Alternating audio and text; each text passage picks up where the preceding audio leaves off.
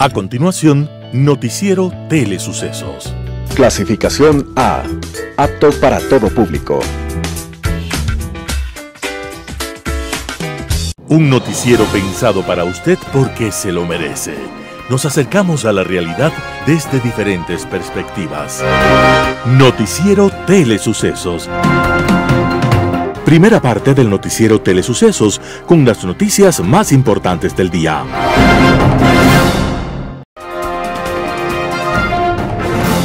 Bienvenido a su Noticiero Telesucesos. Este espacio informativo llega gracias a Preescolar El Parque. Estamos seguros de ser únicos por haber creado un lugar especial en las fantasías de los niños que se hacen realidad y haber desarrollado un lugar excepcional para crecer, aprender y ser felices. Con orgullo tenemos la certeza de que somos el centro de desarrollo infantil más avanzado de la ciudad. Comuníquese al 099 73 72 081. Sean ustedes bienvenidos a su noticiero Telesucesos. Un día como hoy. Una noche, en el París de finales del siglo XIX, un grupo de parroquianos fue convocado para una función sorpresa de un nuevo invento. Los invitados se reunieron en una especie de galpón, con las luces apagadas, y de repente, un chorro de luz se proyectó sobre una pantalla blanca colgada de la pared. En ese momento, con horror, los espectadores vieron que desde el fondo de esa pantalla, un tren se lanzaba contra ellos a toda velocidad.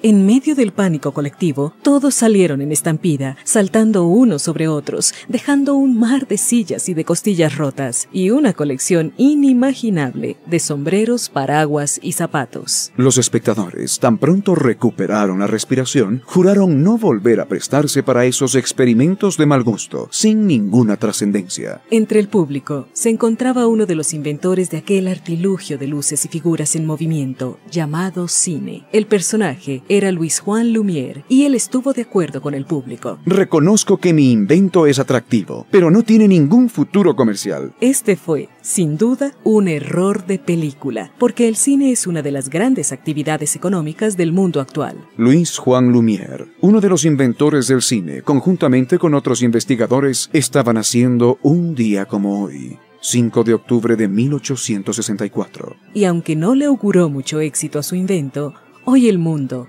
desde la penumbra de las salas, sabe que el cine tiene un éxito de película. Las principales noticias del día. Titulares. El gobierno recuerda potestad de disolver la asamblea tras resolución. Reos de Cotopaxi son trasladados a otras cárceles de Ecuador. Mesa de Derechos Colectivos se cierra con 47 acuerdos. Ahora las notificaciones para trámites municipales se hacen vía SMS.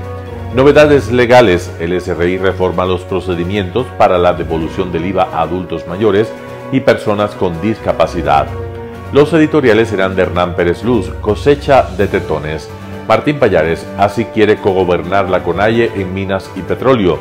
José Hernández, anoche quedó claro que Lazo no cambiará. Noticias del día. Gobierno recuerda potestad de disolver la Asamblea tras resolución. El gobierno rechazó la reciente resolución de la Asamblea Nacional sobre el incumplimiento del plan de gobierno del presidente Guillermo Lazo. La Asamblea Nacional ha dado muestras nuevamente de su desconexión completa con el país.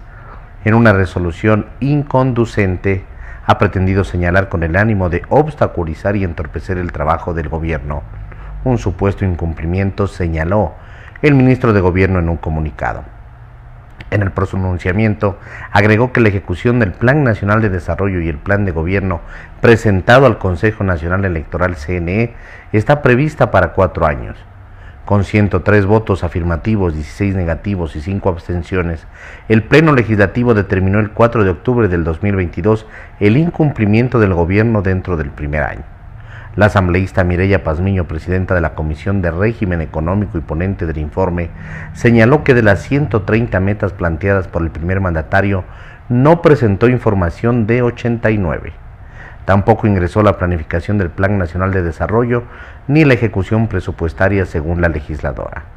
En el informe La Nación añadió, se observa que el 55.36% estuvo respaldado con información oficial, 17.86% tiene imprecisiones en las cifras y en el 26.78% no se encontró cifras ni datos de las instituciones gubernamentales. Es imposible que el presidente o su delegado mencione en el pleno de la Asamblea las 106 metas que contiene el plan, pero eso no significa que ello configure un incumplimiento de funciones, manifestó el gobierno. El ministerio recordó que la obstrucción sistemática de dicho plan sí podría justificar la disolución de la Asamblea Nacional, como lo establece el artículo 148 de la Constitución. Estas discrepancias surgen mientras avanza el trabajo de la mesa de diálogo entre el Ejecutivo y el Legislativo, cuyo primer acuerdo es tramitar el proyecto de ley de inversiones. Reos de Cotopaxi son trasladados a otras cárceles de Ecuador. Varios reos fueron trasladados a otras cárceles de Ecuador. Esto tras la masacre registrada la tarde del lunes 3 de octubre del 2022 en la cárcel de Cotopaxi. Desde el Servicio Nacional de Atención Integral a Personas Adultas Privadas de la Libertad y a Adolescentes Infractores, se conoció que 135 personas privadas de libertad han sido trasladadas entre el 4 y 5 de octubre. Por normas de seguridad no se conoce el destino de los reos. El comunicado señala que estas acciones se dan con la voluntad de los mismos presos. Mientras que en el Centro Forense de Ambato comenzó la entrega de los cuerpos a los familiares de los presos asesinados durante el amotinamiento en el Centro de Privación de Libertad de Cotopaxi. El 3 y 4 de octubre se registraron hechos violentos al interior de la cárcel de Cotopaxi, producto de los cuales 16 reos murieron y otros 43 resultaron heridos. Este hecho violento se produjo minutos después de que concluyera el censo penitenciario en la cárcel de Cotopaxi. Ese proceso arrancó el 22 de agosto del 2022 y se realiza en las 36 cárceles del país. Durante el 2021 y lo que va del 2022 se han registrado 8 masacres carcelarias. Durante estos hechos de violencia, 379 presos fueron asesinados en Guayaquil, Cuenca, Latacunga y Santo Domingo de los Áchilas. Mesa de Derechos Colectivos se cierra con 47 acuerdos. La Mesa de Derechos Colectivos entre el gobierno y la dirigencia indígena firmó el acta de cierre luego de varias semanas de trabajo en conjunto y por separado. Entre ellos están los relacionados a la educación intercultural bilingüe, donde el Ejecutivo aceptó gran parte de las propuestas indígenas, como por ejemplo entrega total de autonomía que se le otorgará a la Secretaría de Educación Intercultural Bilingüe, la etnoeducación y la conformación de un Consejo Plurinacional Bilingüe. Además, la Secretaría de Educación Intercultural Bilingüe contará con un presupuesto de $133 millones a partir del próximo año. Otro de los consensos alcanzados se centran en la reestructuración de la Secretaría de Gestión y Desarrollo de Pueblos y Nacionalidades, en la que se incluirán comunas, comunidades y otras formas de organización indígena. Del mismo modo, se trabajará en un proyecto de ley para regular el actuar de las guardias indígenas. En una de las propuestas presentadas por la dirigencia indígena estaba direccionada a que el Ejecutivo desista de presentar una demanda de inconstitucionalidad a la resolución de la Asamblea Nacional que otorgó amnistía a más de 268 personas, entre ellos líderes indígenas y varias nacionalidades, procesadas por las protestas de octubre del 2019. Sin embargo, el gobierno se opuso y no existió acuerdos. En cuanto a la eliminación de las fiscalías indígenas y a la no judicialización de la Administración de Justicia Indígenas, ambos equipos acordaron remitir esos temas a la mesa de coordinación para que sean derivados a la Fiscalía General del Estado y a la Corte Constitucional. Ahora las notificaciones para trámites municipales se hacen vía SMS. Desde el 23 de septiembre del 2022, la ciudadanía que agenda citas para trámites y servicios municipales en el Distrito Metropolitano de Quito, en la página recibe la notificación respectiva por mensaje de texto a su celular, servicio que funciona las 24 horas del día gracias a la asistencia de un bot con inteligencia artificial. La coordinadora de servicios virtuales de la Dirección Metropolitana de Servicios Ciudadanos, Laura Revilla, mencionó que no solo que le llega al usuario la notificación, la cita para su trámite, asesoría o reclamos administrativos, sino que el día exacto le llegará un SMS, el recordatorio de su cita. Además, la funcionaria sostiene que la implementación de este servicio facilita una mejor comunicación con la ciudadanía y permite ser amigable con el ambiente. No se requiere imprimir la cita, pues simplemente puede indicar al funcionario de ventanilla municipal el SMS desde la pantalla de su celular. Henry Reyes, director metropolitano de Servicios Ciudadanos, manifestó: atrás quedaron las agendas y los esferos para escribir día y hora de una cita y el uso de papel para imprimir el turno para su trámite. A su criterio, la automatización es un punto tecnológico muy fuerte en los servicios municipales y un camino que debe seguirse recorriendo, pues no solo genera confianza, sino que denota la calidad del servicio.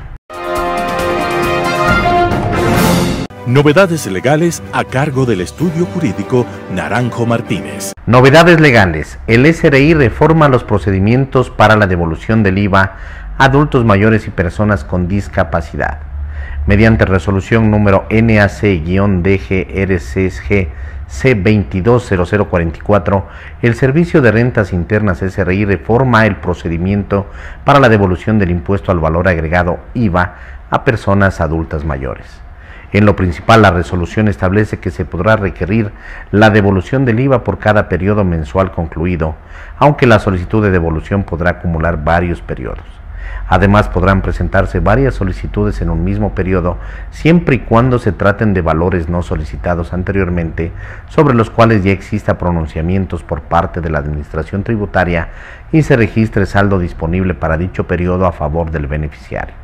Las personas adultas mayores deberán presentar la petición a través del canal Servicios en línea SRI en línea del portal web www.sri.gov.es, exclusivamente de los comprobantes de venta de emisión electrónica que sustentan el derecho a la devolución, para lo cual será necesario contar con la clave de usuario para el acceso al canal SRI en línea. Deberán presentar la petición a través del canal presencial exclusivamente de los comprobantes de venta de emisión física que sustenten el derecho a la devolución. Sin embargo, la primera presentación de la solicitud por el canal SRI en línea será habilitada en 90 días contados a partir de la entrada en vigencia de la resolución número NAC-DGRCG 22-0044, esto es desde el 27 de septiembre del 2022.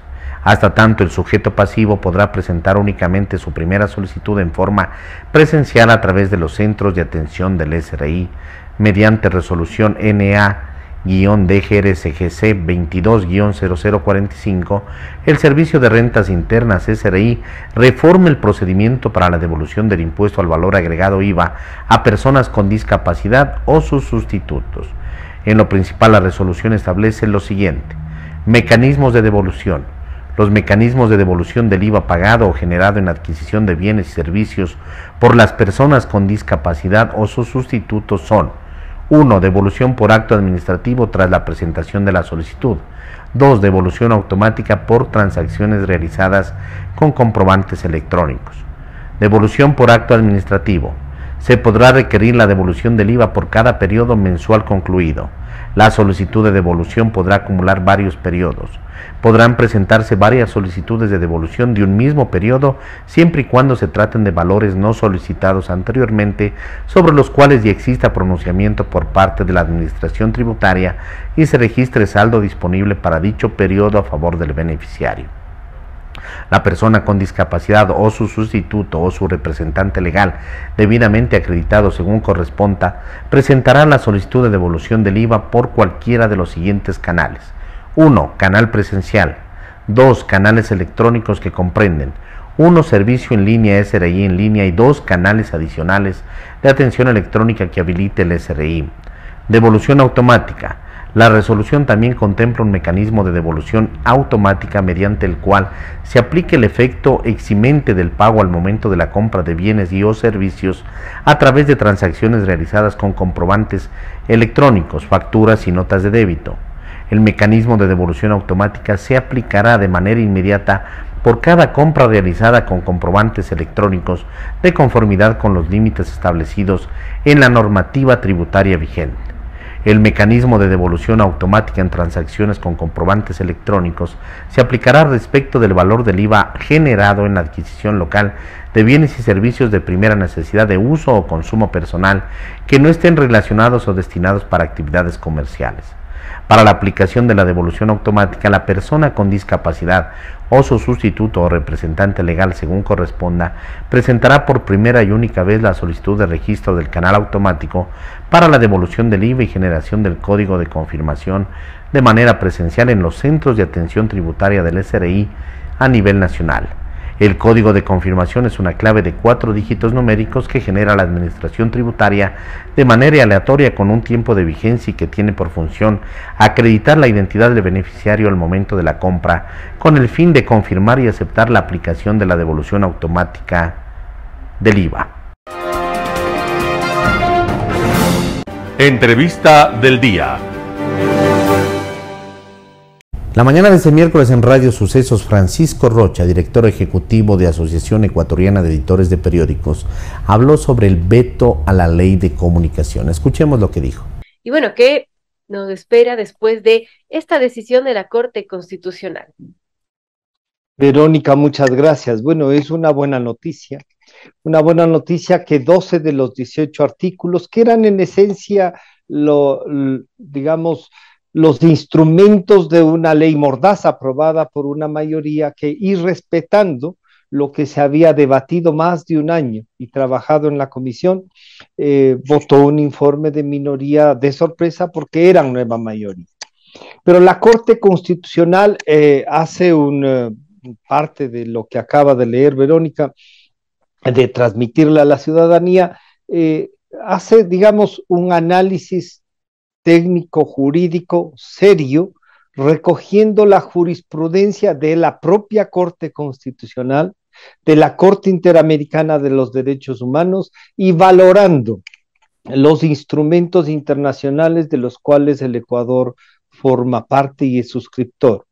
Entonces, la primera gran observación que yo haría a este hecho, que es importante, que deja, digamos, unos parámetros legales sobre los que ha de actuar la Asamblea, porque no hay que olvidar que además de la satisfacción y el reconocimiento a una decisión unánime de la Corte Constitucional, esto tiene que regresar a la Asamblea, tiene que volverse a tratar, eliminar esos 12 artículos, pero además los otros deben ser puestos en armonía con la legislación que la propia Corte recomienda se lo haga. Por lo tanto, la libertad de expresión y la democracia han tenido, yo diría, un reconocimiento constitucional que ya genera un marco jurídico y una visión de cómo hemos de trabajar en la libertad de expresión, que no es un tema de periodistas y de medios, es un tema de ciudadanos. Quizás lo de la opinión era un tema de los más complejos, y este artículo 2 de la ley aprobada por la Asamblea planteaba eliminar la opinión como contenido comunicacional, y sobre eso el dictamen de la Corte dice que eliminarlo implicaría desconocer la aptitud que tiene este discurso para ser transmitido en los distintos medios de comunicación como ejercicio de la libertad de pensamiento, expresión, comunicación y también como un derecho autónomo. Un tema importante porque sí era bastante grave esto de eliminar la opinión como contenido comunicacional.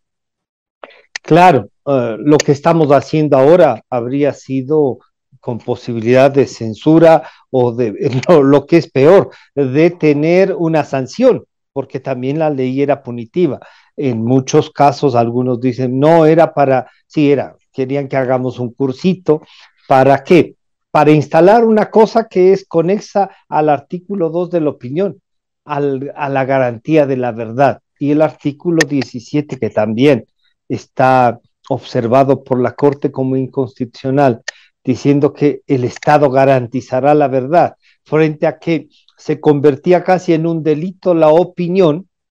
Entonces, claro, estaba cercada la democracia, no la libertad de expresión, porque la democracia tiene que ver con las opiniones, con las ideas, que pueden ser diferentes de diferentes sectores, pero que lo que no puede malentenderse y que muchos han querido usar, los que promueven esta ley Mordaza, han querido usar como argumento es que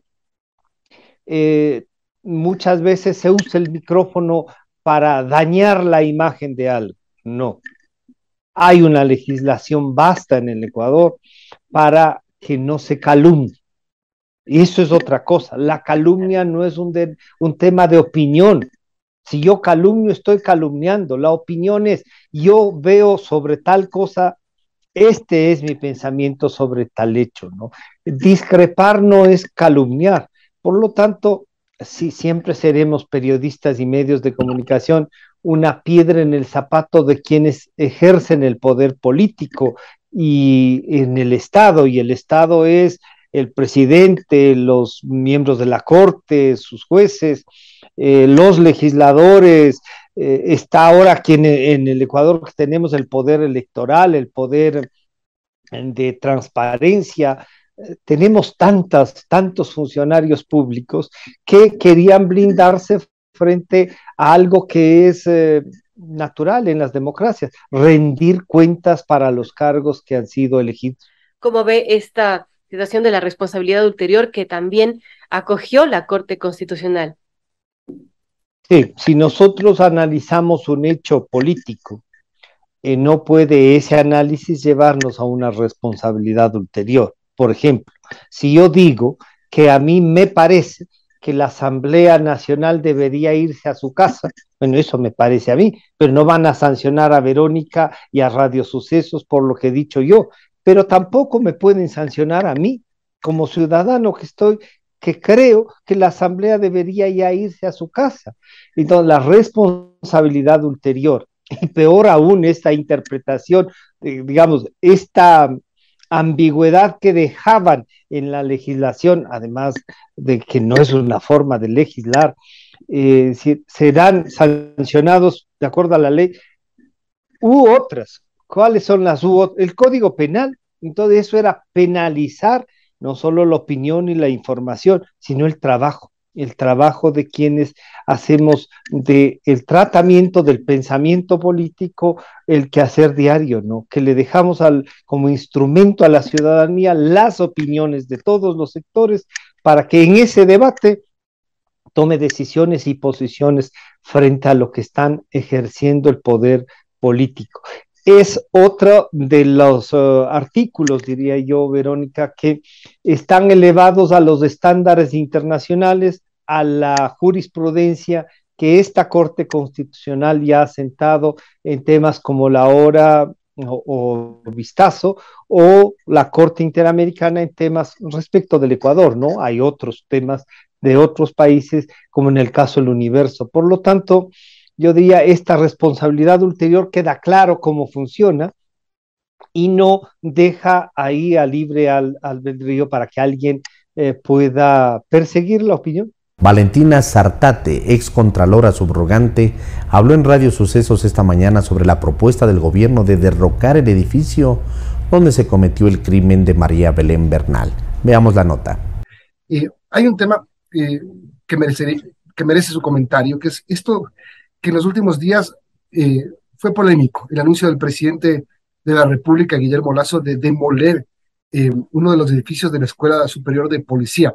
Más allá del hecho, como el presidente lo ha aclarado, que después de todas las investigaciones, de cuando ya no haya nada que recabar sobre el crimen de María Belén Bernal, ¿se puede hacer esto? Bueno, creo que es necesario partir de un principio de derecho público, y es que las autoridades que estén en funciones, los servidores públicos, solamente pueden hacer aquello que esté expresamente dispuesto en una norma, lo que esté permitido, a diferencia de la administración de bienes privados, por ejemplo, su casa, su vehículo, en la cual usted puede hacer con él todo aquello que no esté prohibido.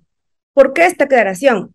Porque en derecho público, en derecho administrativo, existe una serie de normas y procedimientos que deben observarse para la administración, custodia y baja de los bienes del Estado. Entonces, respondiendo a su pregunta, Milton, no bastaría con una sola disposición de una persona para poder dar de baja un bien. Mire, Milton, la palabra del señor presidente, la disposición, mejor dicho, del señor presidente, tendría que cristalizarse en una serie de elementos técnicos y justificaciones y motivaciones que tienen que estar a cargo de la máxima autoridad de la Escuela Superior de Policía. En este y en cualquier caso, cada institución del Estado tiene un titular, tiene una máxima autoridad y en escenarios similares le corresponde a esta dar la decisión. En el caso concreto del ejemplo que nos ocupa, no basta con la sola disposición del primer mandatario. Será la directora de la Escuela de Policía quien tenga que ejecutar finalmente esta disposición. ¿Cómo? Con informes técnicos y actas resolutorias en las cuales apruebe y disponga efectivamente la destrucción. Documentos que en un futuro podrían ser evaluados y revisados en una acción de control por parte de Contraloría. Además, doctora, hay un reglamento de administración y control de bienes del sector público al que deberían ceñirse las autoridades. Es correcto, Milton. Este reglamento es el reglamento de bienes del sector público, como usted bien ha señalado, que es emitido de manera privativa por la Contraloría General del Estado. En este reglamento se dispone cómo tienen que administrarse, cómo tienen que cuidarse, custodiarse los bienes del Estado, pero también se establece un procedimiento para dar de baja y sacar del inventario estatal aquellos bienes que, y aquí la parte importante, hubiesen sido declarados inservibles u obsoletos. Esta es la razón, según el reglamento, por la cual un bien del Estado puede ser sacado del inventario de bienes del sector público. Entonces, a la final serían como dos procedimientos. Primero, declarar al bien como obsoleto, como inservible. Para eso tiene que cumplirse otro procedimiento. Y en este caso, digamos, el edificio de la policía que está en mención, ¿cómo se lo declara obsoleto o inservible? ¿Y por qué? Esa es justamente la gran pregunta y la gran interrogante que yo me he planteado, Milton, porque según el reglamento de bienes, el director administrativo, en este caso de la Escuela de Policía, tendría que emitir un informe en el cual con su firma se haga responsable y diga que el bien ya no es útil, que es inservible. ¿Qué significa que es inservible? Según el reglamento, que no puede utilizarse de ninguna manera y que tampoco ha podido darse de baja por otra vía. Me invento, un remate al martillo o darse en donación. Hay bienes del Estado que en ciertas circunstancias pueden ser entregados de forma gratuita a instituciones que así lo requieren. En este informe tendría que estar demostrado que ninguna de estos pasos pudo ser observado, que definitivamente el bien es inservible y que por lo tanto correspondería su destrucción. Por este motivo, lamentable motivo que ocupa al presidente de la República, el asesinato de una persona, el femicidio cometido a María Belén Bernal en ese edificio, ¿es una causal como para declarar inservible a una estructura física del Estado? Mire, Milton, mi criterio personal es que a la luz de lo que reza este reglamento, esta no sería una causal que pueda configurarse para poder dar paso a la destrucción del bien. Recordemos que Contraloría es el órgano técnico de control que hace un examen, una evaluación de los procedimientos descritos. Contraloría va a pedir, si llegase a hacer una auditoría, los justificativos técnicos para esto. Ok, dame el acta en donde dijiste que el bien es inservible. ¿Dónde consta el acta en donde se realizó, en donde se detalla que se realizó la inspección, que habla también el reglamento? Esta serie de documentos que serían revisados eventualmente por Contraloría deberían servir de base para decir que el bien ya era obsoleto. La pregunta aquí, este lamentable, muy lamentable hecho, ¿se configura como tal?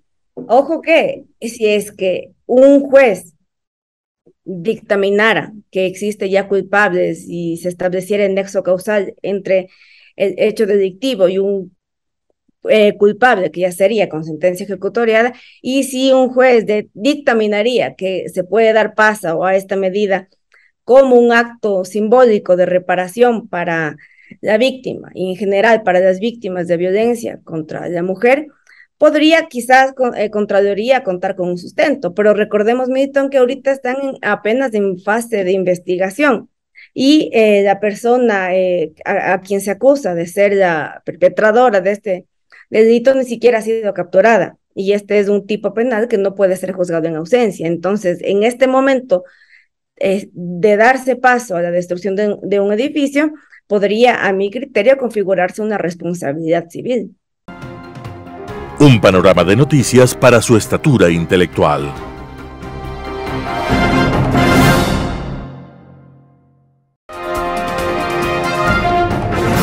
Editorial.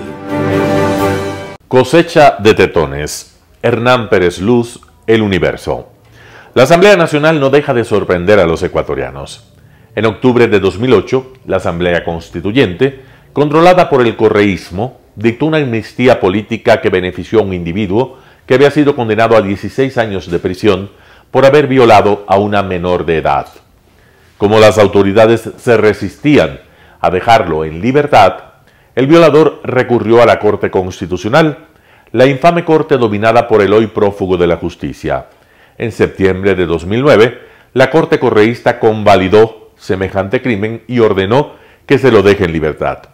Nadie, pero ni uno de los asambleístas del correísmo de entonces, ni ninguno de los militantes del correísmo de ahora, protestó por semejante barbaridad. A todos les pareció muy normal que se libere de la cárcel a un violador de una menor de edad por el hecho de ser simpatizante de la Revolución Ciudadana. A ningún parlamentario se le ocurrió invitar a los padres de la niña violada o a su abogada a una sesión legislativa para escuchar su clamor ante semejante bofetada a los derechos de una menor de edad. No lo hicieron para que el gobierno de entonces no pase una vergüenza. Algo parecido a lo que hizo un ministro de Educación del correísmo, que para no empañar la imagen del nefasto gobierno de entonces, no denunció la extendida práctica de abuso sexual de los maestros sobre los estudiantes. Ahora bien, esta es la misma gente que hoy parece haberse apoderado del cadáver de una víctima del machismo que ellos toleraron y avivaron cuando eran gobierno. Lo han hecho con el exclusivo fin de cosechar adhesiones electorales y dizque hacer oposición. Es probablemente el acto más vergonzoso que un ser humano pueda hacer: aprovecharse del dolor ajeno para ganar popularidad. Y lo hacen sin ningún tapujo. Así como jamás les interesó la vida de aquella niña violada o de los estudiantes abusados sexualmente por años, por no convenir a sus intereses políticos, hoy se rasgan las vestiduras condenando un deplorable crimen únicamente porque les sirve a sus cálculos. Pero la bajeza de nuestra clase dirigente no termina en esta paradoja. Resulta ahora que la Asamblea se ha ofendido porque uno de sus miembros ha sido tildado de tetón y de corrupto.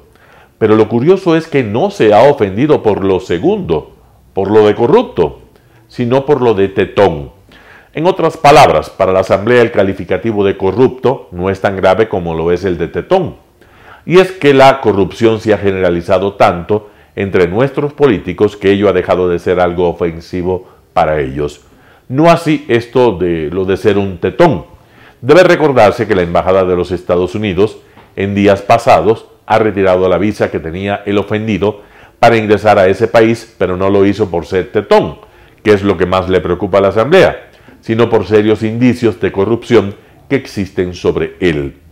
El calificativo referido ingresó a nuestro diccionario criollo a raíz de una histórica fotografía donde el susodicho aparece en una piscina de una casa de Miami con otros tantos tetones, casi todos ellos involucrados en delitos de corrupción.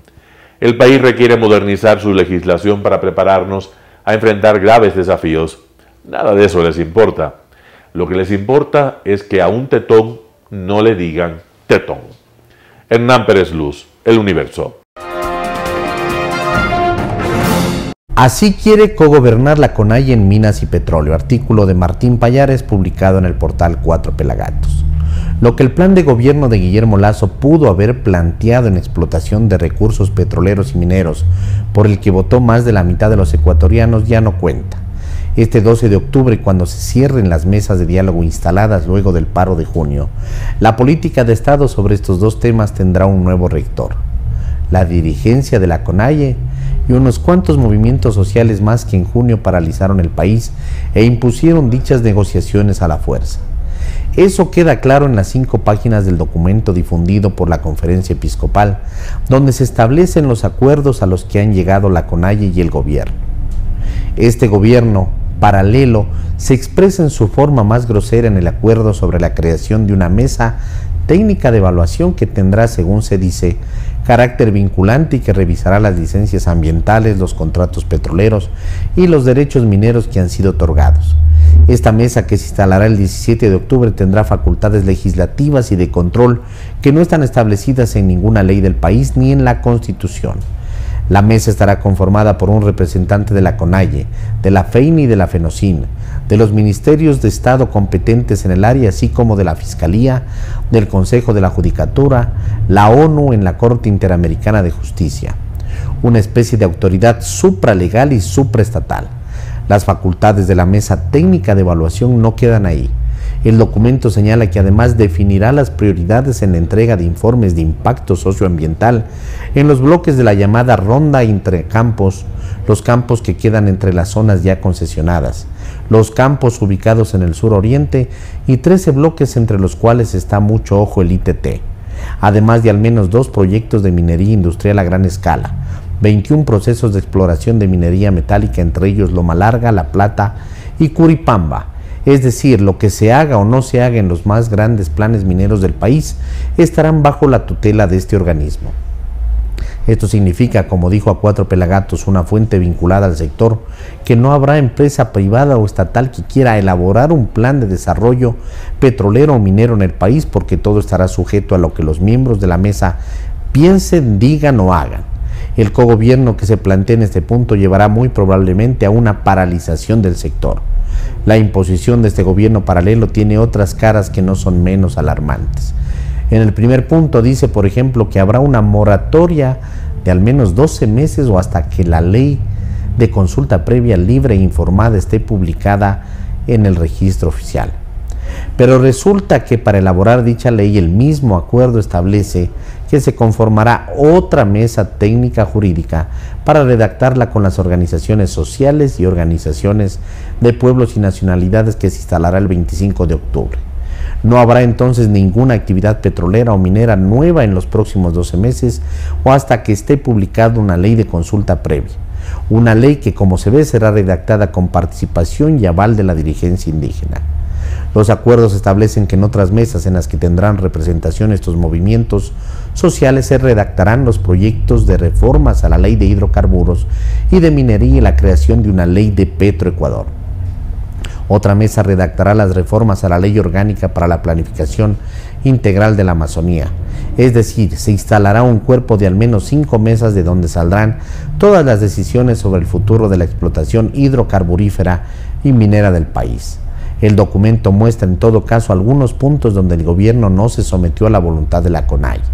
Por ejemplo, no aceptó la derogatoria del decreto 1247 de 2012, con el que el gobierno de Rafael Correa reglamentó la consulta previa para no convertirla en mandatoria. Tampoco aceptó el pedido de prohibir la ampliación de las actividades petroleras en bloques y campos que afectan a los territorios de pueblos en aislamiento voluntario, se encuentren o no dentro de áreas que el Estado haya declarado protegidas zonas intangibles, ni la derogatoria del decreto 151, que contiene lo que se llama el plan minero del gobierno, donde se prohíbe la minería ilegal.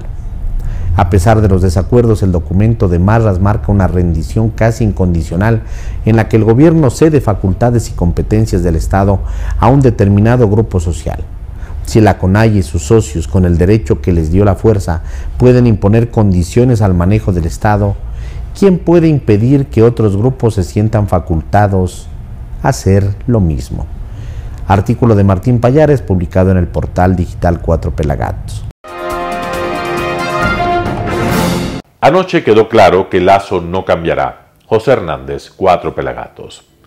Anoche Rafael Cuesta entrevistó al presidente Guillermo Lasso en TCTV. Pésima entrevista en la que los dos interlocutores perdieron. Cuesta por permitir que el presidente, como es su costumbre, despliegue su guión, cuyos ejes llevaba escritos.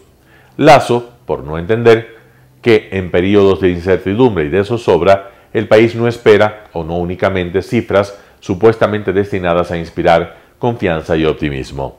Esas cifras pueden ser cuestionables y dos, un presidente debe mostrar que está escuchando a sus mandantes, que interpreta sus angustias, inquietudes y críticas y está dispuesto, por lo menos, a procesarlas. No hubo un tris de sensibilidad en ese sentido. Paradoja. Esa entrevista podría ser calificada de magnífica. Sí, por una razón. Reveló de manera incuestionable la fractura que existe entre la forma de ser y de gobernar de Guillermo Lasso y las expectativas que abrigan sus detractores y críticos. Esa fractura luce irremediable. Algunos todavía hacen alusión a la capacidad de cambio que tendría Lasso y exhiben por prueba lo que ocurrió entre la primera y la segunda vuelta. Y claro que Lasso cambió, lo hizo formalmente. Aquellas innovaciones, incluyendo las de TikTok, se aparentan al esfuerzo que hace el presidente en estos momentos para adoptar el lenguaje jerigonza en casos de grupos sociales que lo presionan en redes sociales. De ahí sale la identidad de género que tendrá el edificio de la Escuela de Policía en Quito, que propuso construir tras demoler aquel en el cual fue asesinada María Belén Bernal. No hay duda de que Lasso es genuinamente contrario al machismo y a todas sus formas de opresión, pero no lo sabe comunicar. En su radar no existen las herramientas para dialogar con los dueños de la jerigonza en redes que no juzgan sus intenciones sino sus expresiones. En el fondo, Lasso se muestra absolutamente imperturbable ante las críticas que le piden cambios en sus planteamientos, en su equipo, en la gestión, en su comunicación, en definitiva en su forma de gobernar. La entrevista de anoche es, en ese sentido, excepcional. Documenta prácticamente sin intermediarios al presidente, su forma de pensar y de ejercer el poder. Conclusión: el gobierno es Lasso. La política no se opera o la ausencia de política es Lasso. La comunicación, o mejor, la carencia de comunicación, es Lasso. Quedó claro que el estilo presidencial y de gobierno es producto de su personalidad y de sus convicciones. Se dirá que siempre es así, que el presidente imprime su huella en su periodo y que además la estructura institucional, más con un régimen hiperpresidencialista, perfila el manejo del Ejecutivo, pero no. El caso de Lasso es particular porque a sus espaldas no tiene un partido, un grupo parlamentario con personalidad, ni un gabinete de coalición con quien negociar. Su gabinete es obra de su voluntad, lo ha segmentado y no hay mesa chica ni grande donde se discuta la estrategia del gobierno. Cada ministro en su terreno. Detrás de Lasso solo está su sombra. Lasso gobierna en la múltiple compañía de sí mismo. Debate y acuerda con su yo, con su forma de ser y de pensar. La pregunta entonces no es si Lasso cambiará, no lo hará. Seguirá dependiendo de sí mismo para decidir, atado a su equipo donde se confunde idoneidad y amistad, distante de los retos ingeniosos que implica la gran política y enfocado con determinación en el frente económico. Esa es la locomotora a la cual enganchó tercamente el destino de su cuatrienio porque Lasso es terco. La economía lo moviliza, la política, la perversa política que se hace en el país, la padece. Y si alguna vez pensó en cambiarla, lo intentará desde la economía, no desde la propuesta de un nuevo imaginario. En ese escenario la pregunta es si cuenta con el tiempo y si podrá alinear las condiciones para sacar adelante algunos de los capítulos que tiene en su agenda. Su respuesta, a no dudar, es que lo está haciendo. Y es claro que no es convincente porque la política, la mala política que se practica y en la cual él no incide para cambiarla, ni en la Asamblea ni en la opinión, tritura muchas de sus iniciativas gubernamentales. Ejemplos. Algunos de los 87 acuerdos que se ufana de haber logrado en las mesas de diálogo con los indígenas liquidan su campaña para atraer capitales. Convertir a la CONAIE en cogobierno en el manejo del sector petrolero y minero ahuyenta a los inversionistas. Contradictorio o no, Lasso está decidido a seguir en esa vía, sin oír a sus seguidores y peor a sus críticos. Anoche quedó claro que Lasso no oye ni a quien lo entrevista. José Hernández, 4 Pelagatos. Noticias internacionales. En Brasil se intensifica la contienda electoral porque los candidatos finalistas buscan apoyo.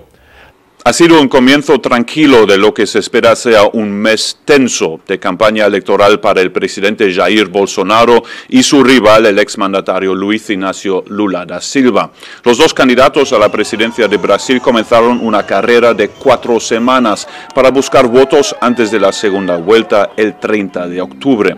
Juntos obtuvieron más del 90% de los votos en la primera vuelta del domingo, dejando muy atrás a sus competidores. El actual presidente Bolsonaro y el exmandatario Lula ya están analizando opciones que pueden llevarlos a la cima. Estos podrían venir en forma de alianzas políticas o respaldos de candidatos que fueron eliminados ya el domingo. Bolsonaro no ha expresado interés en llevar a los candidatos presidenciales derrotados a su lado, mientras que Lula ha dicho que ya se acercó a los competidores, quienes obtuvieron alrededor del 8% de los votos combinados. La elección determinará si un izquierdista regresa al timón de la cuarta democracia más grande del mundo o si Bolsonaro puede avanzar en su agenda de extrema derecha por otro mandato. Philip Crowder, Voz de América, Río de Janeiro. La Unión Europea pone tope al precio del petróleo ruso en su nuevo paquete de sanciones contra Rusia. Las nuevas sanciones contra Rusia son ya un hecho. Y son contundentes. Entre la noche de este martes y la mañana de este miércoles, los Estados miembros de la Unión Europea acordaron, entre otras cosas, limitar el precio del petróleo de Moscú a terceros países. El rango de los precios aún debe ser acordado entre los países del G7 y la Unión, aunque eso, aseguran las voces más destacadas de Bruselas, es lo de menos. La clave es la unión que muestra Occidente con esta rápida decisión ante los últimos movimientos de Vladimir Putin. It's a big mistake to work. Es un gran error trabajar solo, decía el expresidente del Parlamento Europeo, Antonio Tajani. Necesitamos más Europa y menos intereses nacionales. Este es el punto clave. Si queremos reaccionar contra Putin, necesitamos la solidaridad europea, juntos en la defensa del derecho internacional. Uno de los puntos clave del acuerdo es el de impedir que las compañías de seguros y de transporte marítimo presten servicios a los buques rusos que transporten petróleo por encima de un determinado coste. Grecia, Chipre y Malta, todos ellos con grandes industrias navieras, habían mostrado su preocupación ante unas medidas que afectaban a sus economías de manera directa. Los 3 países recibirán finalmente importantes concesiones a cambio de esos posibles perjuicios. Dimitrios Papadimoulis, vicepresidente del Parlamento Europeo, recuerda la importancia de estas decisiones para el sector marítimo griego.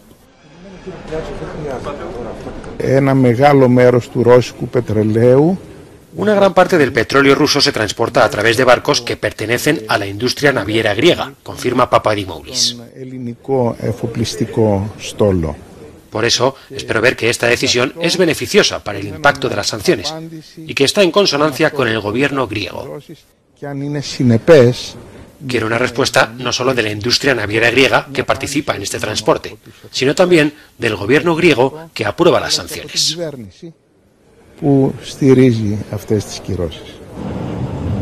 El octavo paquete de sanciones, que se adelanta a la prohibición total por parte de la Unión Europea de importar crudo ruso por gasoducto a partir del 5 de diciembre, introduce también estrictas prohibiciones a la importación de algunos productos rusos.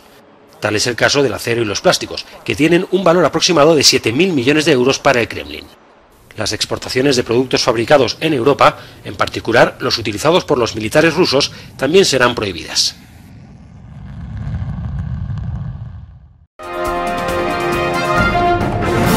Críticas a la Unión Europea y Estados Unidos por su pasividad ante los acontecimientos en Irán. Son ya al menos 150 muertos a manos de las fuerzas de seguridad en las manifestaciones en Irán. Protestas que estallaron tras la muerte de una joven detenida por llevar indebidamente el velo y que el presidente iraní atribuye a maniobras de Estados Unidos e Israel. Llamarles agentes de Israel y de Estados Unidos era un razonamiento muy manido que el líder supremo de Irán ha utilizado para justificar sus brutales normas, por lo que mucha gente pensó que en realidad eran las últimas palabras de un dictador que se niega a reconocer la realidad y quiere relacionarlo todo con un enemigo extranjero. El director del Centro para los Derechos Humanos en Irán, Hadi Gaemi, critica a Estados Unidos y a la Unión Europea por actuar con una pasividad interesada ante la represión de las protestas. Europa y Estados Unidos han sido muy tímidos a la hora de reaccionar ante los acontecimientos que se están produciendo. Me parece claro que están tratando de ganar un punto político para sus propios fines en las negociaciones hacia un acuerdo nuclear que se han estancado. Recordemos que durante casi 2 años. No hay prisa por firmar ese acuerdo ahora mismo y dar legitimidad a la República Islámica.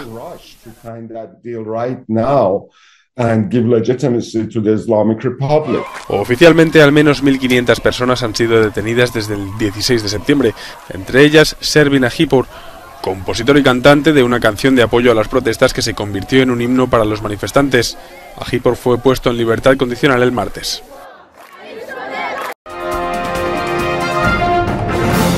Comienza el juicio por la tragedia del tren de Santiago de Compostela 9 años después. Comienza el juicio de una de las peores tragedias ferroviarias de España 9 años después. En ella murieron 80 personas y 145 resultaron heridas después de que un tren Alvia descarrilara y chocara contra un muro al entrar en Santiago de Compostela. Tras una larga fase de instrucción, está previsto que se juzgue durante unos 4 meses la acción penal y a mediados de febrero la vertiente civil. En el juicio se verá entrar y salir a cientos de testigos, peritos y supervivientes. Por ello se ha transformado un centro cultural de Santiago de Compostela en sala de vistas.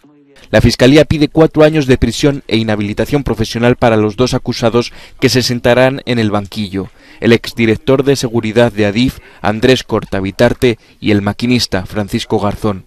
Además de una reclamación contra ellos, Renfe, Adif y las aseguradoras de unos 58 millones de euros.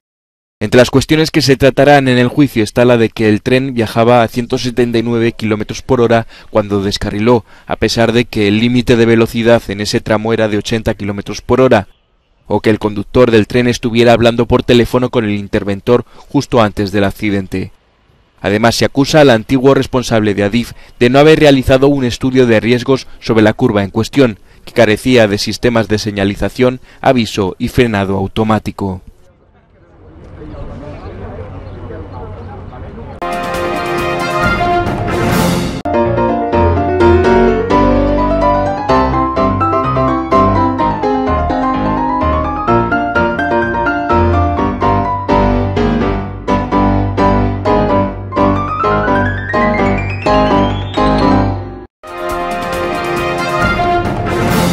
Gracias por sintonizar el noticiero Telesucesos.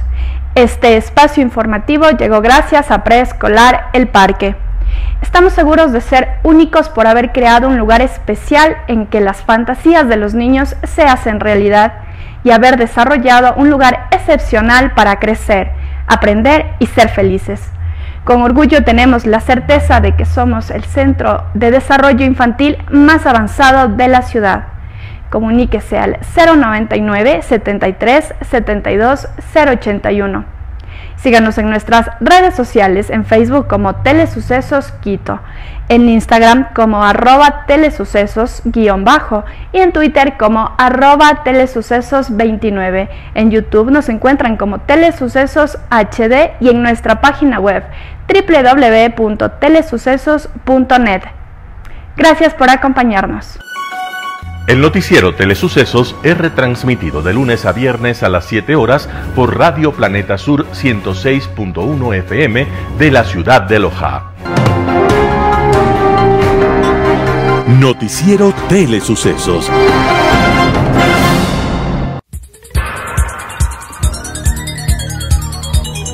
Las opiniones vertidas en este espacio por la producción y dirección del programa son de exclusiva responsabilidad de sus autores y de quienes intervienen en ellos.